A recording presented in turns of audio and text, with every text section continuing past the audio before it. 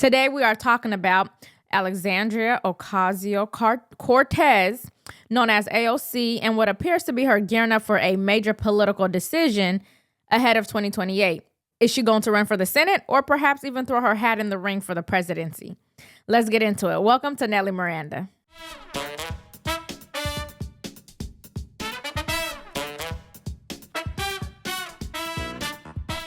As always, please make sure you like and subscribe to support the channel. Okay, so according to several sources, AOC is building towards a big political choice in 2028. She is reportedly weighing whether to run for the U.S. Senate from New York, possibly a challenge to Senate Minority Leader Chuck Schumer, or perhaps aiming even higher. She isn't just floating this in isolation. Her operation is making moves, fundraising, building out donor lists, and increasing visibility with national appearances. It is said that to dismiss AOC is to do so at your own peril. Watch. So I think you're probably right about this, that you kind of dismiss somebody like AOC at your own peril. Why do you think that is a danger?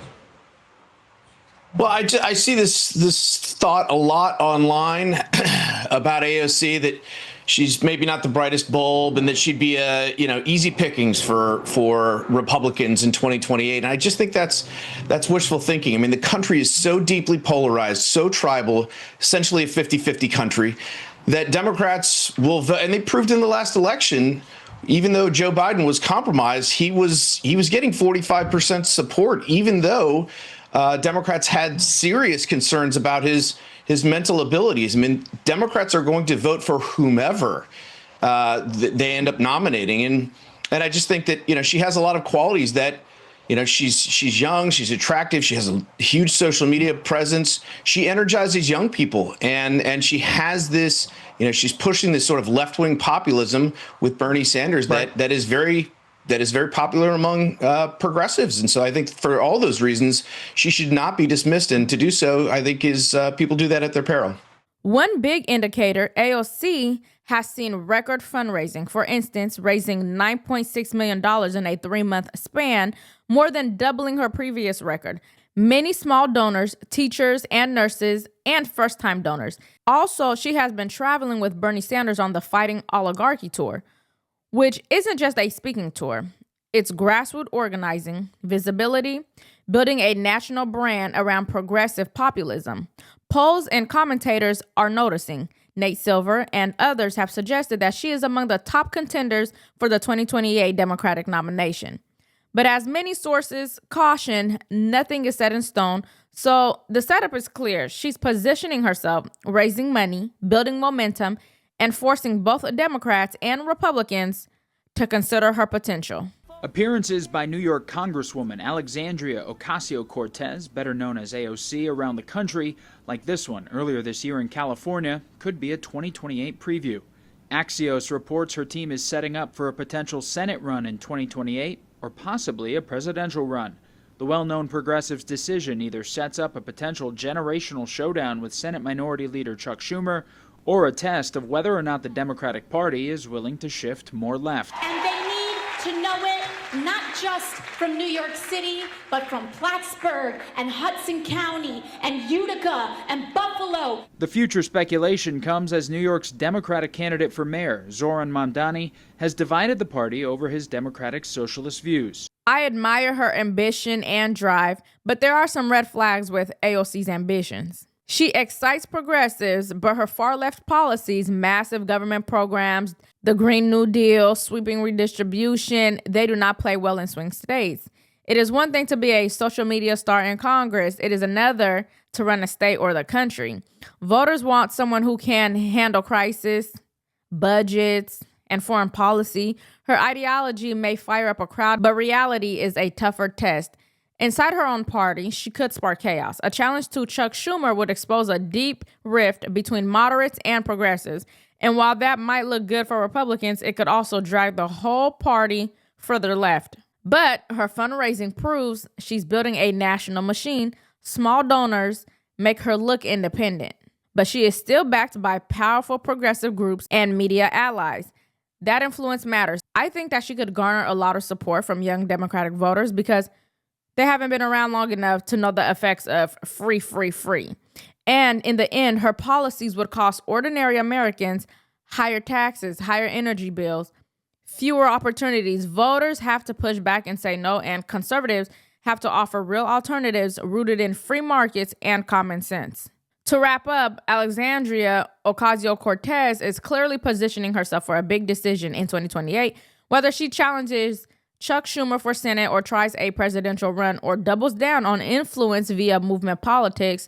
She's already changed the conversation. If she runs, or even if she doesn't, her prominence forces a contrast, and that contrast is an opportunity. It is a chance to make our case for individual liberty, for limited government, for economic freedom, for national strength.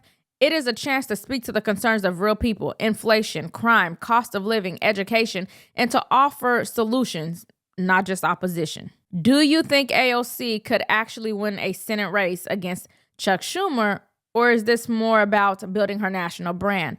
Let me know your thoughts in the comments. But before I let you go, I have to tell you that President Trump has imposed a new $100,000 annual fee on H-1B visa applications. It is designed to shake up the system and force companies to rethink their dependence on importing foreign workers instead of hiring Americans. So what does this mean? Companies that want to bring in skilled foreign workers under the H-1B program now have to pay a steep price every single year. Trump's argument is clear. Too many corporations uses the H-1B system to cut costs, underpay foreign workers, and avoid hiring Americans. By attaching such a massive fee, the administration is saying, if you truly need this worker, you'll pay up. But if you're just gaming the system, you'll think twice. President Trump signing a proclamation adding a $100,000 annual visa fee for highly skilled foreign workers. He's also rolling out a $1 million gold card visa as a pathway to U.S. citizenship. Both plans are expected to face legal challenges. Senior White House correspondent Selena Wang joins me now from D.C. with the latest. Selena, let's start with the H-1B. Explain to us how that visa is used and if that could actually change now.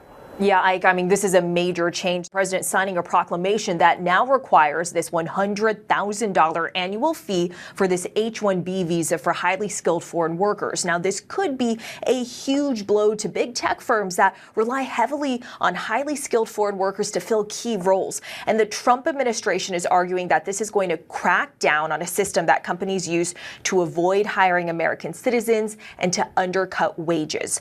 But supporters of this program say that it is absolutely critical to fill these highly skilled roles that are essential for filling talent gaps, for roles that they can't necessarily find here in the U.S., and for keeping these companies competitive.